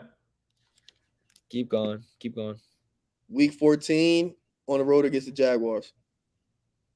L. You don't believe that. You literally don't believe that. The Jaguars. What are you talking about? You don't on the road. That. That's what I'm saying. What are you talking about? The road wins I had. The road wins I had was against like the Steelers and shit. Like, come on, bro. They're not the Jaguars. Anyways, niggas trying to tell me what I don't believe. Excuse my friend. Because you don't. Week 15 on, at home against the Rams. Against the Rams. At home. Week 15. That's L. We can lose that game. Yo, bro, he's lying. The Rams are good. The Rams are a great team. What are we talking about? Oh, I know. You don't have them losing 3 games this year. You don't in a row. You don't have them dropping 3 in a row. They can lose 3 in a row. Everybody goes 3 in a row. What the hell? I think they You can. don't, but you but, don't like, have them doing that. You I only had them doing that winning. to stay I face on had that. them going. They can't win I had them 13 going. games thing. I had them with going their 10 with and their 7, past bro. wins, Something like like their season went like this and is like falling down a hill right now. Not That's really. even Not close. really. Not really. Week 16 on the road against the Bills. It's lost. All right, I got to split it with the Bills and the Dolphins. And last game of the season at home against the Dolphins. That's a win. Great. How So many wins is 12. that? 12. Okay, you're right. It's like Yeah. Bro, No. it's crazy. After to be honest, if I didn't bring it up, they were going 15-2. If I didn't bring it up, no, they were literally not. No, they were not. No, they were not. Yes, Let's they stop. were, bro. 'cause Stop. The Dolphins shouldn't be a split. You shouldn't have to think about I Arizona. had them splitting with the Bills and the Dolphins. Like that's automatic. Damn near. It shouldn't I was be. gonna have to. The Jets are gonna. Even I don't have them losing the game to Miami. I think they can split for sure. You heard it here first. The Jets going 12-5. I had them splitting. I had them splitting with the Dolphins and Bills. Like that was checked off. So what happened to the 10 games? What happened to they win in 10 games? Did everything go right? Oh, I mean, I guess we're being optimistic at this point. Yeah, you capped. Yeah. You capped. Adam go to 7. Some of those games they can lose. And some of those games they could win. I know. That's why benefit of the Bro, doubt. think the bad old line is just going to hold up against TJ Watt and them. Come on, dog. Whatever, bro. We have a defense. We have great defense. I'm not moved by the Steelers offense don't one matter. bit. I'm not moved by the Steelers offense one bit. Please. Nobody Please. ever is. Nobody. People are moved by the defense, literally. I know. But We got to lead defense too. Can I say? Y'all Sure. take it. I'm gonna pee, bro. I'm gonna pee. I'll be back. Damn, I'm gonna do All right. Miami. Oh wait, you say you want to do the Patriots? I'll do the Patriots and I'll count them out. You just give me the teams. All right, week 1 on the road versus the Bengals. That's a loss. Week 2 at home against the Seahawks. That's a sneaky one, but I'm still going loss. Week 3 on the road versus the Jets. I'm not gonna lie. This is like Thursday night prime video. This is one where the Jets get embarrassed at home, and I'm giving the Patriots a win. Smart man. Week 4 on the road with the 49ers. Loss. Week 5 at home versus the Dolphins. If it was later, I'd do an immediate win. And I think they can beat the Dolphins this year. I don't think October. I don't think October is going to be cold enough to really hurt the Dolphins. So I'm going to say it's a loss. Okay. Week 6 at home versus the Texans. Loss. Week 7 on the road versus the Jags. I think they got a chance in it, but I'm still going loss. Week 8? Yeah. Week 8 at home versus the Jets. That one's a loss. Could be a win, though. But that's a loss. Week 10. I can't hear nothing. Week 10 on the road versus the Titans. I think at this point in time, you have Drake May in a couple games. I think we'll know what we have with the Titans by now. I'll say it's a win. I'll say Drake May gets a win here. It's a big one. I think they get a win here. All right. Week 11 on the road versus the Bears. It's my bias. I'm going to say loss, though. Week 12 at home versus the Rams. I actually think this one will happen. I'm going to go with the Patriots win here. What am I on? Week 12? Yes. On the road versus the Dolphins. Loss. Week 13 at home versus the Colts. Loss. Week 14 on the road versus the Cardinals. Sneaky one. Loss. On the road versus the Bills. Loss. At home versus the Chargers.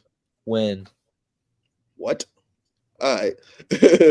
Last game at home versus the Bills. I think the Bills sit their starters, so I'm going to say win. All right. So if the Bills are playing their starters, they lose. If they're not, they win. So I got them at 4 or 5 wins. I honestly think the Rams might be a weird sneaky one. I feel like the Patriots will win a game against a good team every year.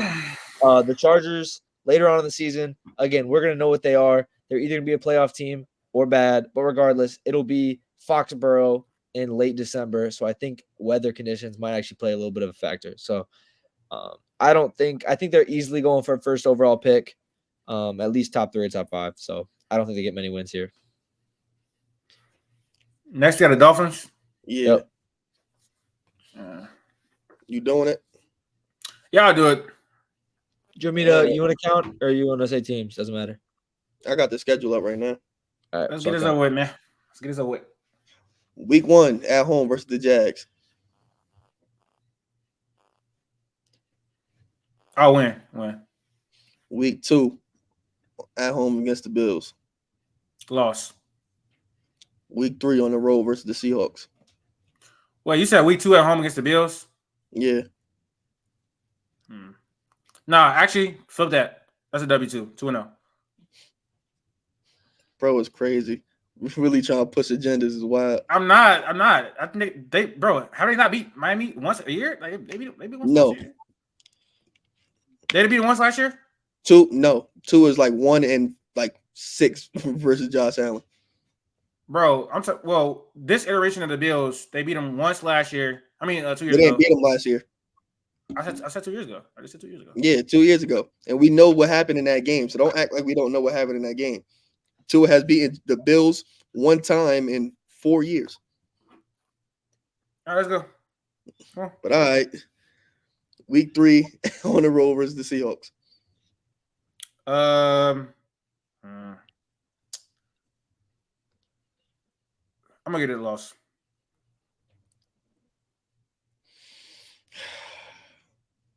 Week 4 at home versus the Titans. W. Week 5 on the road versus the Patriots. That's a W.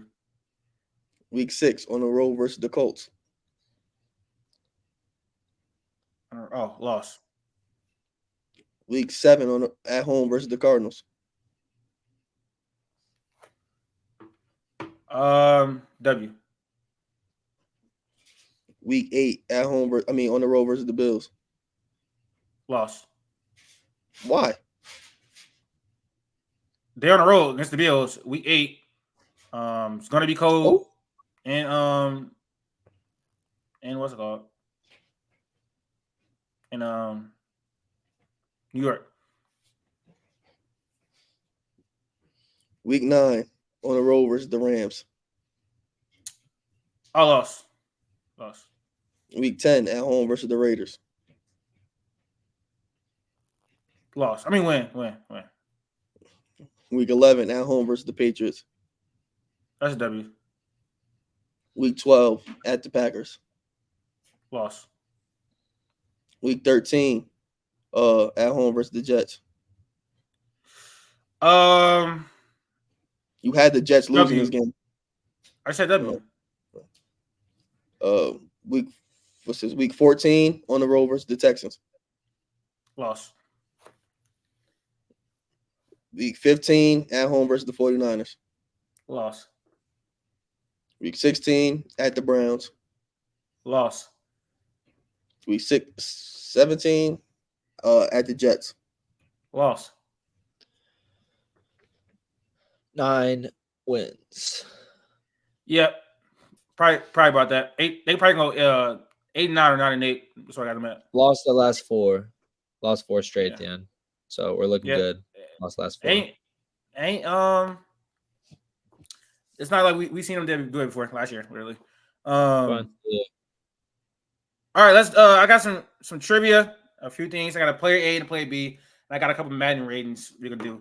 Because I'll figure it out. I'm gonna just make a graphic later tomorrow. All right. Guess the NFL player by their Madden ratings.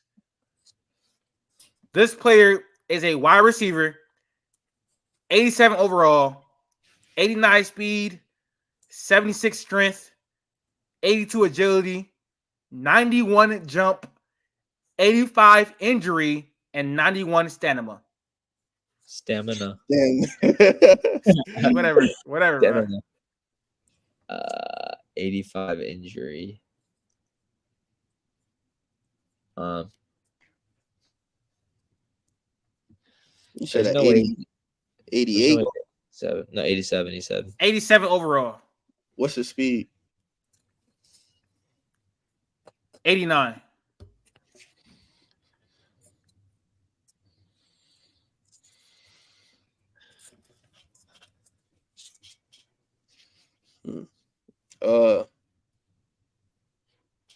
I'm Debo.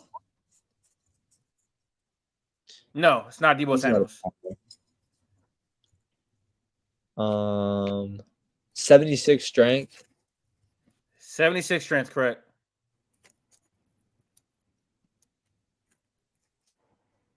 Sick.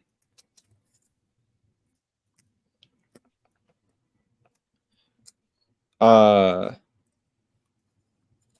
don't know if it's too high. I feel like he'd be faster too. You ready? I mean, we don't got to spend all day on this. Is it Calvin Ridley? It is not Calvin Ridley. Keep in mind, y'all, we are doing a AFC East preview. I was thinking Mike Williams, but there's no way he's an 87. It is Mike Williams. He is still 87 overall in That's Madden crazy. for some reason. Yeah, I don't know why, but he is. I was thinking Mike Williams. A lot of hopes and dreams that everybody else be doing. It tracks. The hint should have been 85 injury. No, it should have been 99 injury. I didn't even hear that. What'd you say, Q? I said I ain't even hear the 85 injury. Yeah. All right, next player. Guess the NFL player based on their Madden rating. If you're watching the video, make sure you comment your guess before you reveal the name. This player is a running back. 82 overall. 96 speed. 68 strength. 91 agility. 82 jump. 90 injury. Devin 84. Yeah. It is Devin A. Chain. Yes. Yeah. It is Devin A. Chain. He's very fast, but I ain't gonna lie, having his injury at 90 is crazy. I mean, he got injured one time. Right? I mean, that's kind of crazy. For like 6-8 weeks though. It was a long injury. Yeah, he was out for a grip. Yeah. Good guess though, Q. All right. Might switch it up a little bit. I don't know who my next person is. Let me think real quick. I got it. I actually had this dude before we started. All right. This wide receiver is a 73 overall, 87 speed, 71 strength. Are you gonna let me finish the rating? God damn. He is 73 overall, 87 speed, 71 strength, 87 agility, 94 jump, 88 injury, and 84 stamina. And that is Keon Coleman, yes. I wonder how they even – I mean, I guess he got injured in college. Well, he got injured in college for a little bit, but I don't even know how they put injury on him. Like, they just be doing random shit. All right. Let me get probably one more. I'm going to do it outside of AFC East, so it's not easy to guess. Do a quarterback. Yeah, I'll do a quarterback. I haven't did one, basically.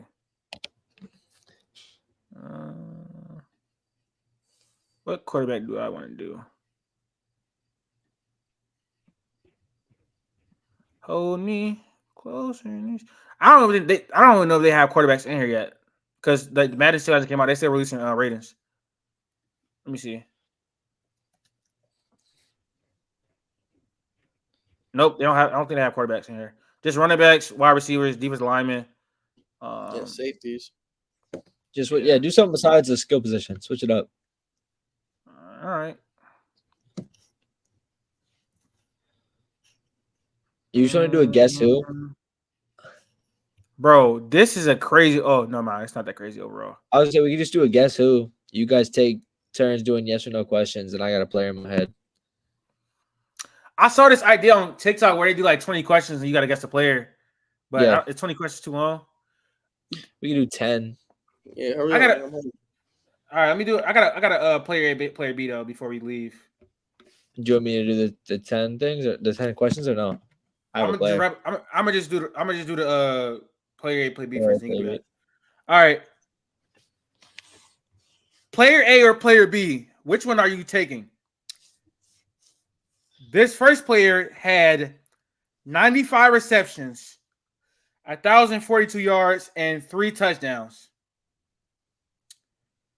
Second player had 72 receptions, 1,014 yards, and 4 touchdowns. Which player are you taking? Game player. First one? You said what, Max? Honestly, I heard the you first said one. you. One time? First one is 95 receptions, 1,042 yards, and 3 touchdowns. Second player is. I'll go with player A. You're gonna go with player A? I think I know player A and player B, so I'll go with player A. Player A is Garrett Wilson, and player B is Jalen Waddle. Those are the players. That tracks. I was gonna do Stephon Diggs, but he had way more touchdowns, so I didn't want to do it. But anyways, go ahead with your question. How many questions are you gonna do? How many questions are you gonna do? What you mean? Like, how many? It does not have to be an AFC East guy, right? Nah. No. You got the guy? Okay. Yes, I do have. Yes. Let me look up college just to make sure. Are we gonna do? We're gonna do 20 questions. Just introduce the topic before we start, Max. Like, introduce the trivia before we start. Cause I look you want to do that. I saw it on TikTok. Yeah, that's what I thought. Okay, yeah, I have the player. All right, I have a player in mind. You guys get 10 questions to figure out who I'm thinking of. Is he in the AFC? No.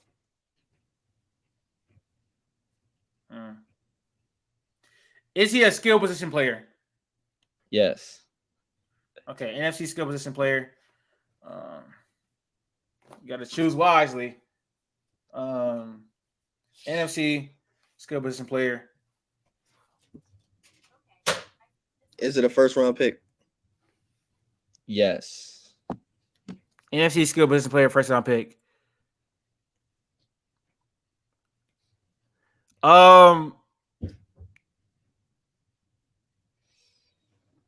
Did he go to school in the?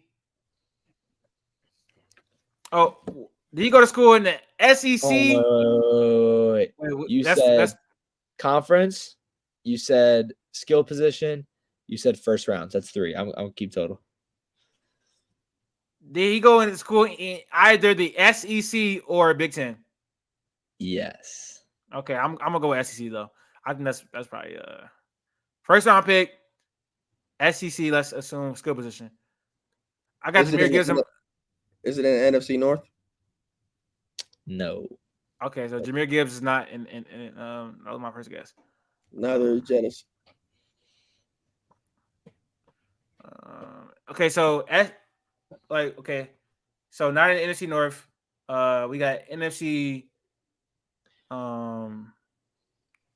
East. Southeast. Yeah, so first round picks is skill position. Is it in the NFC East? No. So NFC South, NFC West.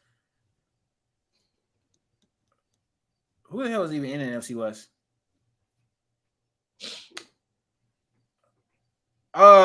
We need a draft here, Q. Did they get drafted this year? Let me make which year? Like, are they coming into their rookie season? No. So they were drafted in 2023. Like, they were drafted last year, something because he had to check. So 2023. Or is this? Or is this all a diversion? No. Okay. No. 2023. That's not gonna work for you, buddy. 2023. You would have lied just now. 2023 skill position that was in the NFC South or NFC West, right? Yes. Okay, so NFC South skill position SEC or Big Ten. So NFC South, we got Saints, who I don't think had a first round pick last in 2023. They did not. Who else? Bryce Young, but He was not a skill position. Yeah, not a skill position. So, not the Panthers. Falcons. Is it JSN?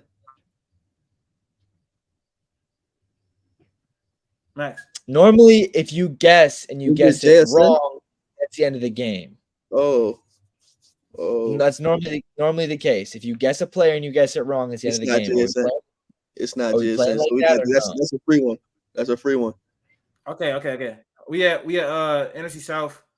So, the Falcons they picked the skill position player. They picked Bijan in 2023, but he didn't play in the AFC or Big Ten, so we can rule him out. He didn't? He's not playing in the Big Ten or SEC. Bijan went to Texas, bro. The fuck does that mean? What conference is Texas in? They're in the Big Ten now, but what the hell? They're not the Big Ten. What conference is Texas in? I mean, SEC now. They're in the SEC now. They're in the SEC now. For the purposes of this, his team is in one of those two conferences. Is it Bijan? Is it Bijan, bro? Is that your final guess? Yes. That's the only one that so far that fit the criteria. Okay, no, it was JSN. Yo, you funny as fuck. Boom. Just weird, dude. Let's go. All right, that's cool. I ain't gonna lie, you don't have to do all that thing. You're like, oh yeah, they're in the SEC now. Like, that's just weird. Anyway, I wanted you to guess. I was trying to get it, and you guys did. So thank you. I appreciate that. All right, that was episode 104. Thank you guys for watching and tuning in. We're about to hit 1,300 subscribers. We're gonna continue to push out more content to continue to grow. We're gonna have another episode later this week. I'm going home, but maybe we can do it Thursday or something, or maybe something like that. So we'll figure it out. But that was episode 104. Thank you for watching.